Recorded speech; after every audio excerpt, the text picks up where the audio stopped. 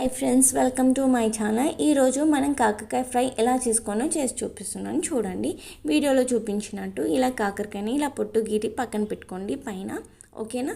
And దీనికి కావాల్సిన main ingredient ఏంటంటే కాకరకాయ, పచ్చిమిర్చి అండ్ ఉల్లిగడ్డ. ఇప్పుడైతే అండ్ ఇలా కాకరకాయని ఇలా కట్ చేసి పెట్టుకోండి, ఓకేనా. ఇంకో ఇంగ్రీడియంట్ పౌడర్ ఉందండి, అది కూడా చెప్తాను. అండ్ మనం ప్రాసెస్ స్టార్ట్ చేశాక, ఓకేనా. ఇలా వాణి పెట్టి ఆయిల్ పోసి ఆయిల్ వేడయ్యాక జీలకర్ర వేసుకోండి, చిన్న చెక్క మీదనే గోలించుకోండి, ఓకేనా. అండ్ ఎండుమిర్చి, పచ్చిమిర్చి, ఉల్లిగడ్డ వేసుకొని కలుపుకోండి. కొంచెం ఉప్పు వేసుకోండి, తర్వాత పసుపు వేసుకోండి, ఓకేనా. తర్వాత మనం కట్ చేసి పెట్టుకున్న కాకరకాయ ముక్కలు ఉంటాయి కానీ వాటిని వేసుకోండి. నేను చెప్పాను కానీ ఇంకొక మెయిన్ ఇంగ్రీడియంట్ పౌడర్ అండి. ఆ పౌడర్ ఎలా చేసుకోవాలంటే కరివేపాకు అండ్ ఎండుమిర్చి అండ్ చింతపండు అండ్ ఉప్పు, ఈ మూడుని ఇదే మెయిన్ అండి, ఈ 4. అండ్ మనం ఎండుమిర్చి ఎంత, పావు కిలో తీసుకోండి. అండ్ అలాగే కరివేపాకు అనేది కూడా పావు కిలో తీసుకోండి.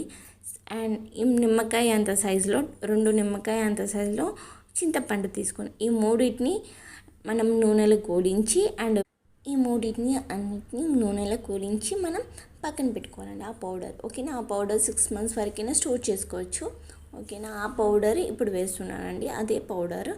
ఈ పౌడర్ వేయడం వల్ల ఈ కాకరకాయ ఫ్రై అనేది చాలా టేస్టీగా ఉంటుందండి అండ్ చేదు లేకుండా ఉంటుంది. అండ్ మీరు అన్నంలో కానీ, చపాతీ కానీ, ఇంకా రోటీస్ కానీ వేటిలో అయినా ఈ కాకరకాయ ఫ్రై వేసుకొని తింటే చాలా టేస్టీ ఉంటాయి. హెల్త్కి కూడా చాలా మంచిదండి. అండ్ మన బాడీ, మనం ఎలాగో కరివేపాకు చిన్నపిల్లలు తినరు కొందరు, ఇలా పౌడర్ చేయడం వల్ల వాళ్ళు తింటారండి, కళ్ళకి చాలా మంచిది, ఓకేనా. ఇట్లా కలుపుకుంటూ చిన్న చెక్క మీద అండ్ అడుగు అంటకుండా కలుపుకోవాలండి. ఇలా 5 minutes ఒకసారి, 2 minutesకి ఒకసారి కలుపుకుంటూ చిన్న చెక్క మీద పెట్టుకోండి, ఓకేనా. అండ్ ఈ పౌడర్ అనేది మనం నార్మల్గా రైస్లో కూడా తినొచ్చండి. నేను చెప్పిన పౌడర్ అనేది కరివేపాకు, ఎండుమిర్చి, చింతపండు, ఉప్పు వేసి పెట్టుకున్న ఈ పౌడర్ మనం కర్రీస్ లేనప్పుడు కూడా ఈ పౌడర్ అనేది నార్మల్గా కూడా రైస్లో కలుపుకొని తినొచ్చు, టేస్ట్ ఉంటుంది. అండ్ ఈ వీడియోలో మిస్ అయిందండి, కొంచెం కారం కూడా వేసుకోండి.